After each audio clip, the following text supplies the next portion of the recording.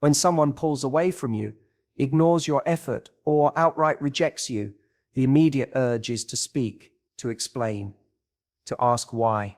You feel this instinct rising within you, to clarify, to seek closure, to reclaim some sense of control in a moment that feels chaotic and out of your hands. But that urge, while entirely human, can often become the very thing that strips you of your dignity and power. That's where silence comes in. Not as an act of passivity, but as an act of strength. See, most people confuse silence with weakness. They assume that if you're not fighting, not defending, not speaking up, then you must be losing. But real strength, the kind that rattles someone after they've rejected you, doesn't need volume.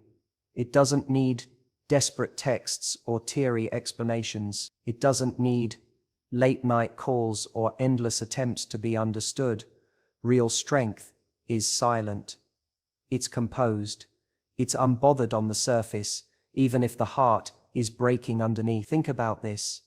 When you stay silent after someone has rejected you, you're sending a message that says, "I don't chase what doesn't want me." You're not begging for reconsideration. You're not negotiating for scraps of love or attention. You're not performing in the hope of being reevaluated. Instead, you're standing your ground. You're choosing dignity over desperation. That is power. Because silence, in these moments, isn't about shutting down. It's about rising above. It's about communicating something far deeper than words could ever express. You're saying, if I wasn't what you wanted, I'm not going to waste time proving otherwise. I know what I bring to the table. I know the depth of my love, the strength of my character, the loyalty I offer. And if you missed that, that's your loss, not mine. That's not cold. That's clarity. Silence allows you to reclaim your narrative. When someone rejects you, it's easy to internalize that rejection as a statement about your worth. But the moment you engage, the moment you try to talk your way back into their heart, you're allowing their decision to define you. You're allowing them to sit on a throne they never earned, judging your value from a place of detachment. But when you choose silence, you strip that throne away. You don't give them the satisfaction of knowing they still control your emotions. You don't let them feel needed, missed, or irreplaceable. And here's what's often overlooked. Silence forces them to face their own decision. When you don't speak, you don't explain, you don't beg, you become a mirror. And mirrors can be uncomfortable. Your lack of reaction makes them question whether they were right. It forces them to sit in the echo of their own rejection. Did they really make the right choice? Were you more valuable than they realized? Why aren't you broken like they expected? Those questions grow louder in your absence. That's what silence does. It amplifies your presence without you ever needing to show up. Now let's not pretend this is easy. Choosing silence takes courage. It requires you to bite your tongue when every part of you wants to scream. It requires you to hold your phone in your hand and not send the message you typed out. It demands self-control, emotional intelligence, and a deep belief that your value does not diminish because someone failed to see it. And let me tell you, that belief is not built overnight. It comes from reminding yourself day after day that you are not for everyone, and that's okay. When you're silent, you're also creating space for yourself to heal, to process, to remember who you were before the rejection. Without the constant back and forth, without the emotional tug of war, you gain clarity. You start to realize that you were chasing someone who didn't know how to hold your heart with care. You start to see how much energy you were spending on trying to be chosen rather than recognizing your own ability to choose. And in that space, something powerful happens. You stop feeling like a victim of rejection and you start feeling like someone who dodged a misalignment. This strength, this silence, it's not a tactic. It's not a way to manipulate someone into missing you. That's not the point. This isn't about making them suffer or punishing them for not choosing you. It's about honoring yourself. It's about showing up for the person who stayed you. Because in the end, you're the one who has to live with yourself. You're the one who has to look in the mirror and know that you didn't betray your own worth to try and win someone else's affection. And you know what? Silence is often what they least expect. Especially if they're used to people chasing them, especially if they thought they had that kind of hold over you. Your silence disrupts their narrative, it challenges their ego, it shakes their certainty, not because you intended to, but because your restraint revealed more than your words ever could. And let's not forget, silence is healing. Every time you don't reach out, you're telling yourself, I don't need them to validate me. Every time you don't check their social media, you're choosing peace over obsession. Every time you resist the urge to respond, you're proving to yourself that you are enough, even when someone else didn't act like it. You don't have to say a word to be. You don't have to post quotes about being strong or give updates about how happy you are without them. You don't need to manufacture a comeback story to prove anything. Sometimes the most beautiful, most confident thing you can do is nothing at all. Just live, just grow, just move forward. The silence will speak for you. It will echo in the places where your presence once was. It will linger in the conversations they have when they realize you're not coming back. And maybe, just maybe, they'll finally understand the weight of what they lost when they let you go. You might not realize it in the moment, but your absence has a voice. It speaks in ways no message, no conversation, no carefully worded paragraph ever could. After rejection, after someone decides you're not what they want, it's easy to believe that you've disappeared from their thought, that they've moved on, that you never mattered in the first place. But that's not the full story, because while you may have gone silent, your absence, that quiet space you've left behind, has a power all its own. People don't feel your worth when you're begging to be noticed. They feel it when you're no longer available, when you're not there to respond instantly, when your name no longer pops up in their notifications, when you stop asking how they are, when you stop showing up in the small, predictable ways. That absence, it disrupts what they took for granted. They expected you to reach out. They expected you to try one more time. But when you didn't, that silence became a signal, a jarring contrast to what they were used to, and that contrast creates reflection. Your silence creates room for them to feel the full weight of their choice. As long as you're present, as long as you're available, there's no reason for them to question what they did. You're still there, still giving, still showing love, even after they rejected you. But when you step back, when you don't fight, when you don't plead, you leave behind an echo, a gap where your energy once was, and that gap becomes louder and louder the more time passes. At first, they may not notice. The ego often masks regret. They may even convince themselves they made the right decision, but time has a way of stripping away illusions. When the text don't come, when the calls don't happen, when their feed doesn't show that you're watching, that's when the questions begin. Why haven't they reached out? Were they not as invested as I thought? Did I matter to them at all? And those questions dig deep. They're not about you anymore. They're about what they've lost. There's something deeply unsettling to someone who expected to be missed, only to find they've become irrelevant. Your silence makes them confront that possibility, and it hurts, not because you're being cruel, but because they assumed they could walk away and still hold space in your heart. They assumed they had that kind of grip on you. But your silence, it breaks that illusion. It shows them that you're capable of detaching, that you have a boundary, that your self-worth doesn't live in their approval. And here's the beautiful irony: while they may have been the one to walk away, your silence makes them feel left behind, because you've moved on emotionally. You're no longer trying to pull them back. That emotional leash, the one they thought they had on you, is gone, and that loss is often more profound than they ever expected. You're not angry, you're not bitter, you're simply absent, and that quietness, it's deafening. People feel your absence most when it's paired with peace, when you're not broadcasting your pain, when you're not trying to show how much you've been hurt, when you simply disappear from their world, gracefully, silently, and without drama. That's when it hits. Because they start to wonder how you're doing so well without them. They start imagining your life going on, your days being full, your smile returning, and all of it without their presence. That's a hard truth to face. Silence also creates contrast. Think about it.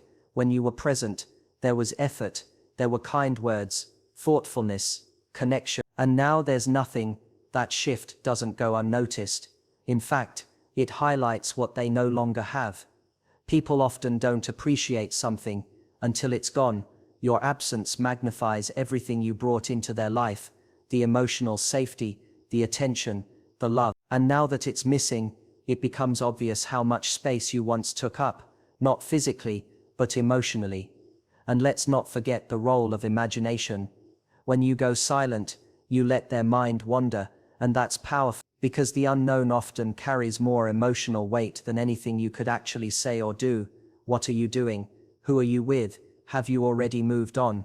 Those questions start swirling, and the lack of answers becomes a kind of torment, not because you're trying to punish them, but because silence allows their own thoughts to become their consequence. Your silence becomes a test, not of their feelings for you, but of their capacity for self-awareness. Some people never get there. They stay buried in pride, in ego, in denial. But others, when confronted with your absence, start to see clearly. They begin to realize the role you played in their life, not because you told them, not because you reminded them, but because your silence removed all distractions, all noise, and forced them to listen to what they tried to ignore, that you mattered more than they admitted. It's important to remember, though, that your silence isn't about manipulating them into coming back. That's not the goal. You're not silent to prove a point. You're silent because speaking would cost you your peace, because chasing would cost you your dignity, because explaining yourself would only waste energy that's better spent on your healing. You're not playing hard to get. You're just not available for situations that make you feel small. And the truth is, if they ever do come back, it won't be because you begged. It'll be because your absence made them miss what they never should have walked away from. It'll be because your silence reminded them of your worth. And by then, the decision to let them back in, or not, will be yours, because your silence didn't just speak to them, it also spoke to you. It reminded you of your strength. It reminded you that you don't have to fight for love that isn't freely given, that you don't have to chase clarity from someone who gave you confusion. The beautiful thing about silence is that it allows people to reveal who they really are. If they feel your absence and do nothing, that's your answer. If they feel it and step forward with humility, with growth, with understanding, then maybe there's something to explore. But either way, your silence creates the space for the truth to rise. So while it may feel like you're doing nothing, you're actually doing the most powerful thing of all. You're holding your ground. You're staying rooted in self-respect. And in doing so, you allow others to either rise to meet your level or fall away by their own inaction. Your silence then isn't an absence of effort, it's the presence of your worth. There's a moment that happens after rejection, where something powerful shifts, not because of what you do, but because of what you don't do. That moment when you don't respond, when you don't chase, when you don't try to prove your worth to someone who turned away, that's the moment when the entire dynamic flips. And it flips hard. Suddenly the person who thought they held all the power is now sitting with silence. You're silent, and that silence has weight.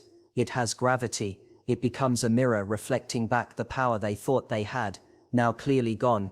When someone rejects you, especially if they do it from a place of ego, indifference, or even cruelty, they often believe they're calling the shot. They think walking away places them in a position of control, like they get to decide how you feel, what you do, and how you react. They expect a certain behavior from you, chasing, explaining, clinging. That behavior reaffirms their ego. It confirms they still matter to you, that they still have some level of control over your emotional world. But the second you deny them that reaction, the second you choose stillness over struggle, you send a message they never expected. You show them that their rejection didn't break you, that their silence won't bait you, that their distance won't make you reach harder. And just like that, they're not holding the power anymore. You are. People often think the one who walks away has the power, but that's only true if the other person follows. When you don't follow, when you don't beg for clarity or connection, you disrupt the whole pattern. You say, through your behavior, you're free to go, I won't stop you. but I also won't chase you. And that level of confidence, that depth of self-worth, it disorients them. They expected emotion. They got peace. They expected desperation. They got distance. They expected questions. They got silence. The power dynamic flips because true power isn't in having someone need you. It's in knowing you don't need them to be whole. And when you communicate that not through words but through calm, quiet detachment, it changes everything. It unsettles their confidence. It shifts the emotional scale. You're no longer reacting to their choices. You're living by your own. You're not waiting for their return. You're walking forward on your path. And now, instead of being the one who's left behind, you become the one who left the game entirely. And the truth is, they feel it, even if they never say it, even if their pride won't allow them to admit it, even if they try to act unbothered, they feel that loss of control. Because people sense when they're no longer the center of your attention. They sense when your emotional energy has been pulled back. It's not just what you don't say. It's what you no longer give. Your time, your thoughts, your kindness, your access. All of it gets withdrawn, and it creates a vacuum, one they weren't ready for. See, when you give your power away by chasing someone after rejection, you tell them they're above you. You put them on a pedestal they didn't earn. You convince them they're the prize, and you're the one who lost. But when you hold your head high and keep your distance, when you stop chasing and start healing, you remind them that you were the prize all along. And if they walked away from that, that's not your mistake to fix. It's theirs to regret. And regret often sets in late, not in the moment, not during the breakup, but in the silence that follows, because silence forces them to sit with themselves. It makes them think about the absence of what once was, and that thinking turns into wondering, and that wondering often leads to regret, not necessarily because they want to come back, but because they realize they no longer have access to you. And that lack of access is what flips the dynamic. You're no longer the one wanting in. Now they're on the outside and the door is closed. That reversal doesn't happen with harsh words. It doesn't come from trying to look happy on social media or sending indirect signals. It happens quietly, in the way you no longer initiate, in the way your energy is no longer orbiting around them, in the way your name becomes a memory instead of a notification. That's where the power lives, in the space you create by choosing silence over struggle. And let's be clear, this isn't about playing games. This isn't about withholding affection to teach someone a lesson. This is about emotional clarity. You're not pretending you don't care. You're choosing not to invest in someone who didn't choose you. You're no longer giving energy to confusion. You're choosing self-respect over re-engagement. That's not manipulation. That's growth. The flipped power dynamic isn't about control.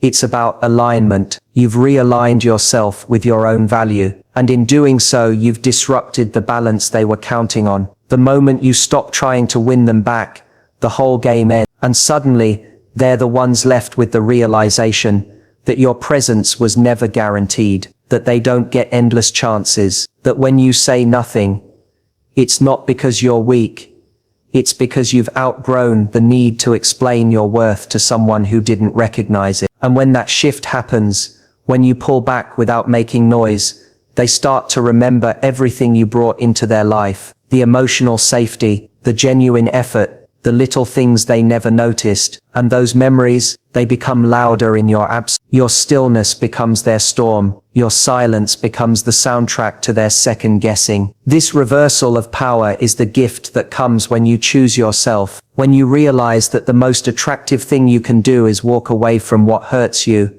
and not look back. Because power isn't about having someone miss you. It's about no longer needing their attention to feel complete. It's about moving forward so confidently that anyone who once doubted your value can only watch as you thrive quietly, powerfully, unapologetically. That's the beauty of letting go without needing to be seen doing it. That's how you take back your power, not by proving them wrong, but by proving yourself right. You don't need closure. You don't need permission. You don't need them to change their mind. You need one thing: the courage to stop handing your peace over to someone who didn't know what to do with it. And in that moment, the whole dynamic shifts. You're no longer waiting to be chosen. You've already chosen yourself. There's something incredibly powerful about the mystery you create. When you choose silence over seeking validation, the moment you stop trying to be heard, to be seen, to be understood by someone who turned away from you, you become something they can't figure out, and people are drawn to what they can't figure out. That mystery you create,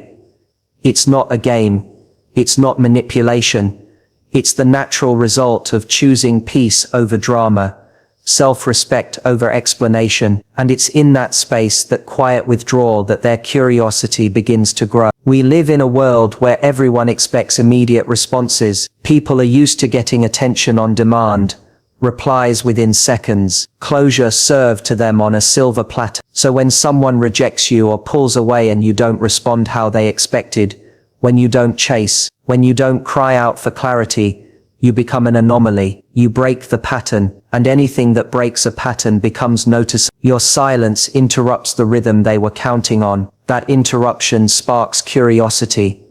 They might have thought they could reject you and you'd crumble, that you'd double down on trying to prove yourself, that you'd become louder in your need for answers or resolution. But instead, you vanished. Not bitterly, not angrily. You just stopped showing up. That quiet shift in energy throws people off balance. They start to wonder why you didn't react, why you didn't fight harder, why you disappeared when they thought they had control. And when someone starts wondering, they start looking for answers. That's when they notice the absence. That's when the silence starts to echo. The curiosity that builds in your silence isn't about ego stroking. It's about the human need to understand. When someone doesn't get the reaction they expected, their brain starts filling in the blanks. What happened? Are they already over me? Did they even care in the first place? And those questions start breeding scenarios. Maybe you're doing better without them. Maybe you found someone else. Maybe you never needed them at all. These possibilities begin to live rent-free in their mind, growing louder with every day you remain silent. And what's fascinating is that the less you say, the more they assume. They start projecting their own fears, insecurities, and what-ifs onto your silence. They'll revisit conversations, reread old messages, replay memories, not because you're pushing them to, but because their own mind is trying to make sense of something it no longer has access to. Your silence becomes a story they can't finish, a sentence that ends without a period. And humans hate incomplete narratives, so they keep turning it over and over again, hoping for a resolution that you're no longer responsible for giving them. That mystery you create, it's not about withholding your love, it's about protecting it. You're no longer handing it over to someone who didn't appreciate it the first time. You're no longer broadcasting your feelings to someone who chose not to receive them. You're keeping your energy close, your peace closer,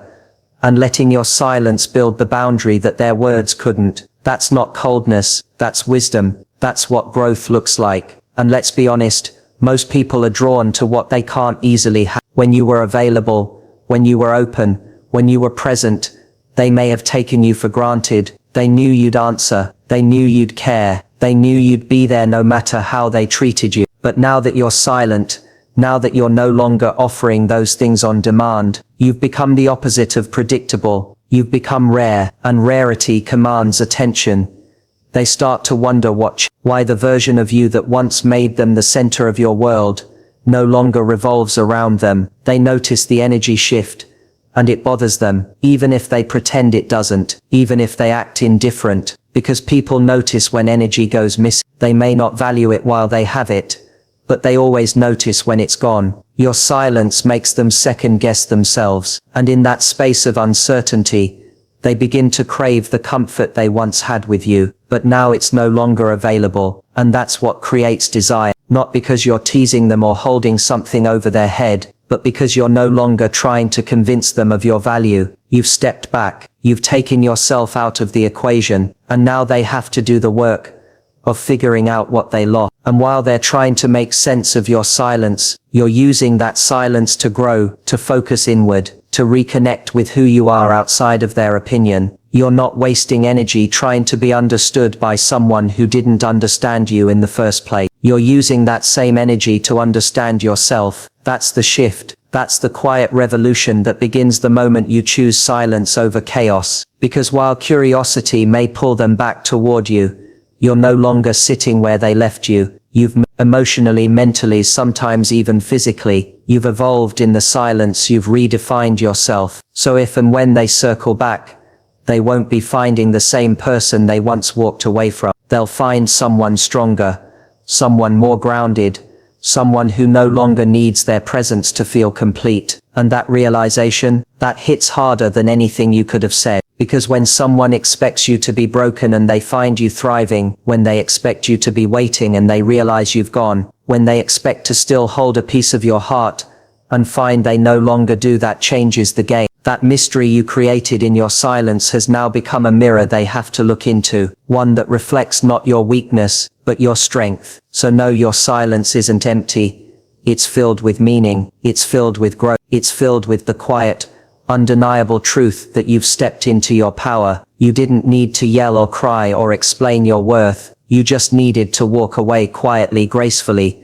and let your absence speak the truth they couldn't hear when you were still around. And now that they're wondering, now that they're thinking, now that they're searching for the version of you they once knew, you've already become someone else, someone stronger, someone wiser, someone who learned that sometimes the most powerful thing you can do is say nothing at all. There's a common misconception that silence after rejection is about making the other person suffer, that it's some sort of revenge tactic, a passive-aggressive way to get even. But true silence, the kind that comes from growth, from maturity, from self-respect, isn't about them at all. It's about you. It's about what you need to heal. It's about reclaiming your energy and choosing your peace over your pride. Your silence is not a weapon, it's a sanctuary. When someone rejects you, they take something from you in that moment.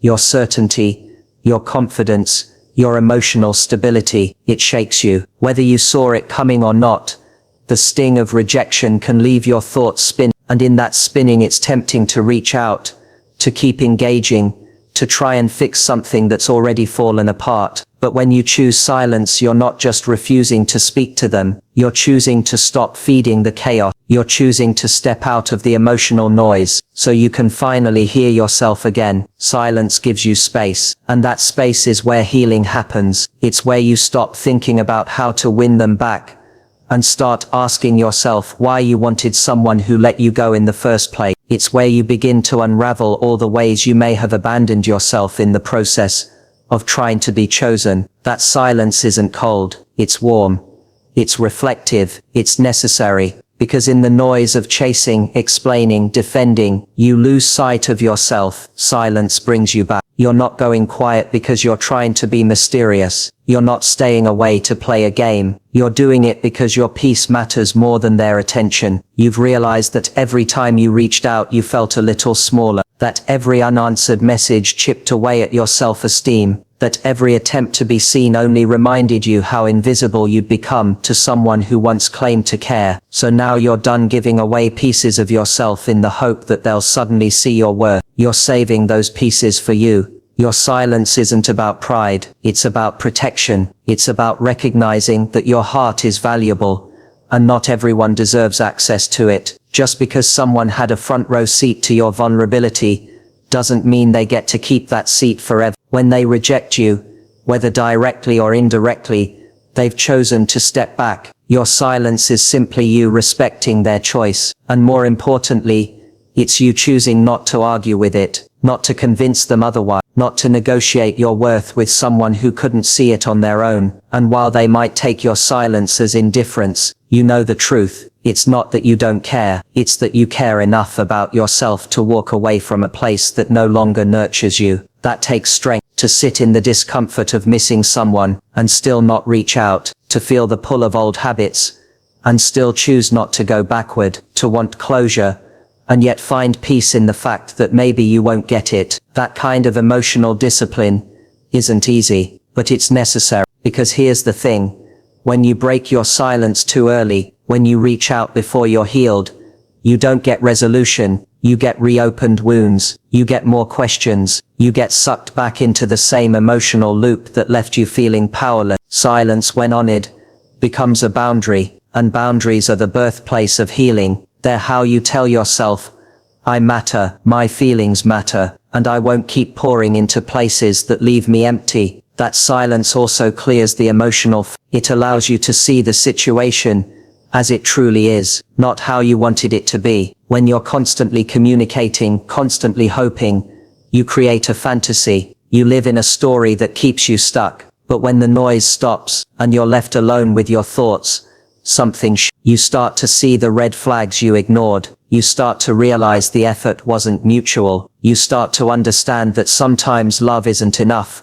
When respect, communication, and effort are missing, you begin to notice how much you were doing just to hold the connection together. And that awareness, as painful as it is, becomes freedom. It sets you free from the illusion that you needed them to feel whole. Because the more time you spend in silence, the more you realize you're still standing, you're still breathing, you're still moving forward. And not only that, but you're growing. You're starting to trust yourself again. You're learning that peace is better than potential, that clarity is better than confusion, that your energy is sacred, and not everyone deserves access to it. And while they may come to realize what they lost, while they may miss the version of you that loved them loudly and freely, your silence has changed you. You've reclaimed your power. You've learned that you don't need their validation to feel worthy. And even if they return, even if they reach out one day, you're no longer the same. You've evolved in the quiet. You've grown in the absence. You've discovered a strength that doesn't need an audience. Your silence is not about punishing them. It's about saving yourself. It's about refusing to let someone else's inability to choose you define how you see yourself. It's about saying, I don't have to chase what's not meant for me. I don't have to beg to be loved right.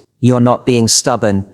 You're being what? You're choosing long-term peace over short-term comfort. And maybe the silence is hard. Maybe there are nights where you replay everything and wonder if you should have said more, done more, fought harder. But deep down, you know if they couldn't see your worth without the chase, they never truly saw it at all. Your silence is not an absence of love. It's the presence of self-love, the kind that no one can take from you again. So every time you want to break that silence, remind yourself of why you started, of how far you've come, of the strength it took to walk away from what was breaking you. Let your silence be your reminder. You're not here to be tolerated. You're here to be chosen, fully, willingly, consistently. And until that happens, your silence will speak on your behalf, because you've got nothing to prove and everything to protect. And it starts with you. So when you choose silence after rejection, understand that you're not walking away in weakness.